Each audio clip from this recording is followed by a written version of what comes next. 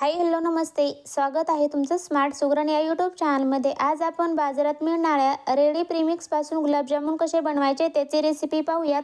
ते बनवायला सोपे असतात, पण ते वळताना चिरा पडतात, हात दुखतात, तळताना फुटतात, पाक मुरत नाही, आतून कच्चे राहतात, असे बरेच प्रॉब्लेम येतात। मी इथे एक ट्रिक सांगितलेली आहे, यामुळे गुलाबजाम वळताना चिरा पडणार नाहीत किंवा तळताना फुटणार नाहीत। मुख्य म्हणजे पाक चांगल्या मुरल्याने मऊ, रसरशीत आणि मुलायम होईल। त्यासाठी लागणारे साहित्य पाहूयात। 200 ग्रॅम प्रीमिक्स म्हणजे 1.5 वाटी, 600 ग्रॅम साखर म्हणजे 3 वाटी, 100 मिली दूध म्हणजेच अर्धी वाटी, चवीप्रमाणे विलायची पूड।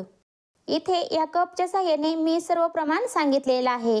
तर सर्वात प्रथम एका बाउलमध्ये प्रीमिक्स घ्यायचा आहे आणि चमच्याच्या साहाय्याने त्याच्या गुठळ्या अशा प्रकारे मोडून घ्यायच्या आहेत। गुठळ्या मोडल्यामुळे गुलाबजाम मऊ होण्यासाठी मदतच होते। तर गुठळ्या मोडून झालेला आहे, त्याच्यामध्ये दूध घेऊयात। तर 200 ग्रॅम प्रीमिक्स आहे, त्यासाठी 100 मिली म्हणजेच निम्म दूध घ्यायचं आहे। तर दूध थोडं थोडं करत ह्याच्यामध्ये घालायचं आहे, एकदम दूध कधीच ओतायचं नाही। तर अशा प्रकारे थोडं थोडं दूध घेऊन हे छान असं मिक्स करून घ्यायचं आहे। ह्याचा जास्त मोठा गोळा करायचा नाही, तर हे थोडंसं सैलसरच ठेवायचं आहे। झाकण ठेवून 15 मिनिट रेस्ट करण्यासाठी ठेवून देऊयात। तोपर्यंत पाक बनवायला सुरुवात करूया। तो गुलाबजामचा पाक बनवण्यासाठी एक जाड तळाची कढई घेतलेली आहे, त्याच्यामध्ये 600 ग्रॅम म्हणजेच 3 कप साखर घेतलेली आहे आणि त्यामध्ये 650 मिली पाणी घ्यायचं आहे, म्हणजेच 2.5 कप। तर प्रथम साखर या पाण्यामध्ये संपूर्णपणे विरघळून घ्यायची आहे। तर मोठा गॅस करून ही साखर संपूर्णपणे विरघळून घेतलेली आहे। तर साखर विरघळल्यानंतर लो गॅस करून 5 मिनिट आपण ही फक्त पाक उकळून घेणार आहोत। तर आपल्याला हा अशा प्रकारे दाटसर पाक बनवायचा नाही, तो गुलाबजामसाठी पातळच पाक बनवायचा आहे। फक्त थोडासा चिकट पाक लागला एवढाच कन्सिस्टन्सीचा पाक बनवून घ्यायचा आहे। याच्यामध्ये चवीप्रमाणे विलायची पूड ॲड करूयात। गॅस बंद करून झाकून ठेवूयात, म्हणजेच पाक आपला गरम राहील। तर इथं पीठ पण आपले व्यवस्थितपणे भिजलेलं आहे। प्रथम थोडंसं पातळ वाटत होतं, परंतु 15 मिनिट झालेलं आहेत आणि हे थोडंसं घट्ट पण झालेलं आहे। त्याचा छान अशा प्रकारे गोळा बनत आहे आणि हाताला तर ते अजिबात लागत नाही। तर इथे तुम्ही तुमच्या आवडीप्रमाणे लहान किंवा मोठ्या साईजचे गुलाबजामुन बनवू शकता। तर इथे मी मीडियम साईजचे गुलाबजाम बनवत आहे। गुलाबजाम वळत असताना ते खूप दाबून बनवायचे नाहीत, तर अगदी सैलसरपणे बनवून घ्यायचे आहेत। तर अशा प्रकारे संपूर्ण गुलाबजामुन मी बनवून घेतलेले आहेत। गुलाबजामुनला एकही क्रॅक्स गेलेले नाही, अशा प्रकारे गुलाबजाम बनवून घ्यायचे आहेत। तर तळण्यासाठी तेल गरम करून घेतलेलं आहे। गुलाबजामुन तळण्यासाठी तेल हे मध्यम गरम पाहिजे।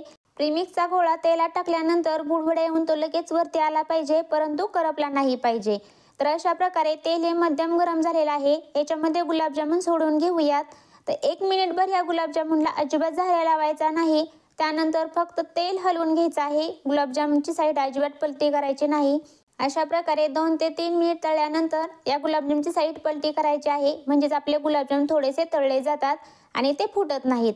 तर अशा प्रकारे साईड्स पलटी करत मीडियम गॅसवरती अगदी लालसर रंगावरती हे गुलाबजामुन तळून घ्यायचे आहेत। गुलाबजामुन तळत असताना गॅस कुठेही मोठा करायचा नाही, नाहीतर गुलाबजाम वरच्या साईडने लाल होतात आणि आतमध्ये कच्चे तसेच राहतात। तर अशा प्रकारे गुलाबजाम तळून झालेले आहेत, एका डिशमध्ये काढून घेऊयात। अशा प्रकारे मी इथे संपूर्ण गुलाबजामुन तळून घेतलेले आहेत। तर पाकामध्ये सोडून घेऊयात। तर पाक पण आपला मध्यम गरम आहे, त्याच्यामध्ये सोडून घेऊयात आणि 1 तासभर हे गुलाबजामुन असेच झाकून ठेवायचे आहेत।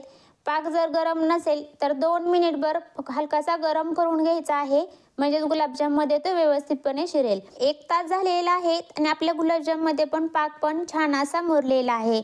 तुम्ही पाहू शकता गुलाबजाम दाबल्यानंतर त्याच्यामधून टपटप अशा प्रकारे पाक पडत आहे। इथपर्यंत हा पाक गुलाबजाममध्ये शिरला पाहिजे, म्हणजे तो आतून कच्चा राहणार नाही। अशा प्रकारे प्रीमिक्सपासून मऊ, लुसलुशीत आणि रसरशीत गुलाबजामुन बनवून तयार आहेत। एका सर्विंग डिशमध्ये काढून घेऊयात। तो गुलाबजाम बनवत असताना मी इथे खूप साऱ्या ट्रिक्स सांगितलेल्या आहेत, त्या जर तुम्ही फॉलो केल्या तर तुमचे गुलाबजामुन पण वळताना चिरा पडणार नाहीत किंवा तळताना फुटणार नाहीत। पाक पण आतून छान असा मुरेल आणि कच्चे पण राहणार नाहीत। अशा प्रकारे तुम्ही तुमच्या घरी एखादी पार्टी असेल किंवा काही छोटासा कार्यक्रम असेल तर गुलाबजामुन नक्की बनवून पहा। कसे झाले हे कमेंट करून सांगायला विसरू नका। रेसिपी आवडल्यास रेसिपीला लाईक नक्की करा, शेअर करा आणि चॅनलवर जर नवीन असाल तर चॅनलला जरूर सबस्क्राईब करा। त्याचबरोबर शेजारी बेल आयकॉन क्लिक करा, म्हणजे मी अशा नवनवीन रेसिपी टाकत असते त्याचं नोटिफिकेशन सर्वात प्रथम तुम्हाला मिळेल, म्हणजे तुम्ही माझी कोणतीच रेसिपी मिस नाही करणार. तर पुन्हा भेटूयात अशाच एका नवीन रेसिपीमध्ये.